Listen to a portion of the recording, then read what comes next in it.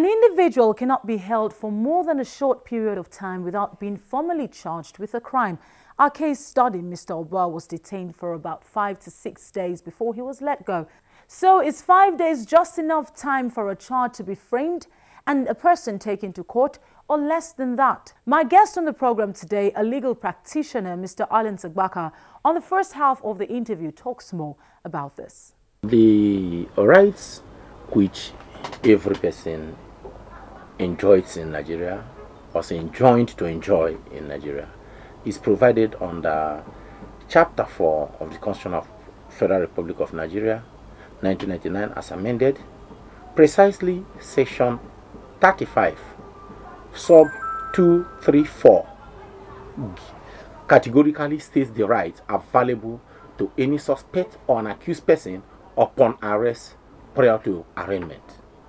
One of those rights is that an accused person, or a suspect so to say, is entitled to remain silent until he makes the necessary consultations with his counsel, which presupposes a counsel of his own choice. But in Nigeria, it is practically impossible because most often than not, when accused persons or suspects are arrested and they insist on seeing their lawyers, they are usually denied access to their lawyers. And even where you come to see your client based on the provisions of the Constitution aforesaid, which is Section 35 sub 2, no policeman will allow your client to discuss with you without they being there. So that right becomes a worthless right because it's now a paper right that is no longer enforceable. You can only enforce that right when you go to court. But the police have chosen not to respect that right. In fact, they treat it with all amount of levity. How do we investigate cases in Nigeria? In a civilized system, cases should have been investigated before even arrest. Because you lay surveillance, intelligence gathering. As at the time you are arresting or you are inviting the suspect, you are confronting him with evidence. And you want him to react to those evidence. But Nigeria, the reverse is the case. Somebody will be beaten, cowed into making inadmissible statements for the purposes of overreaching him. That is wrong. The detaining authority is not entitled to harass, molest, or even torture an accused person. An accused person must be treated decently. This is because under Section 36 of the Constitution of Federal Republic of Nigeria, the right of an accused person is presumed until such a time that the contrary is proven. So it's an adversary system. It's not acquisitorial, where you come and say you have committed a crime. No, fine. He who asserts must prove. You have said this man, you are charged or you are arrested. These are the basis upon which, because Section 35 sub 3 says that you must inform the accused person of the reasons or the grounds upon which he's being arrested. And the law even went further to say that such should be reduced into writing within 24 hours. But in practice, you don't get that. Even when you see police invitations, it is so vague that you cannot even make sense out of it.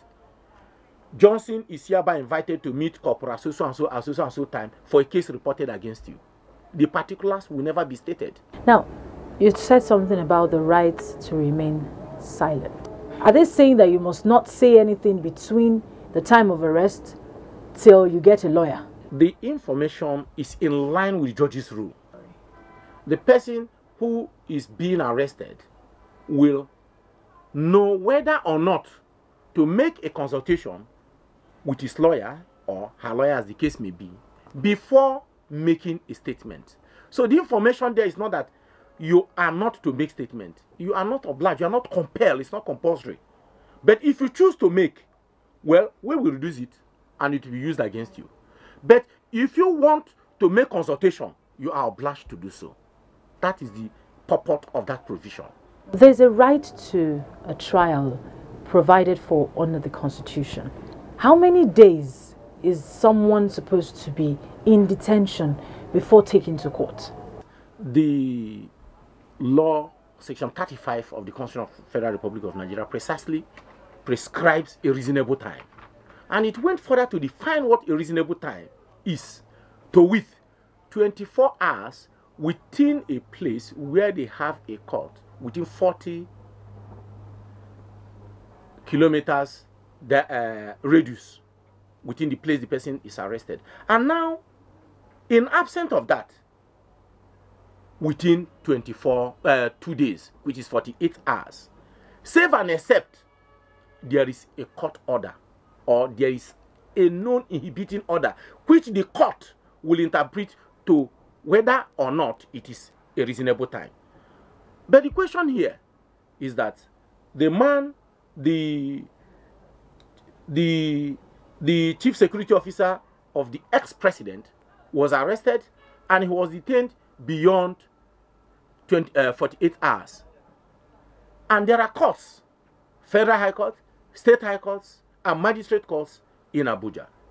Now, one other question is whether or not the DSS did their homework, obtained an order to further detain him outside the time permitted by law.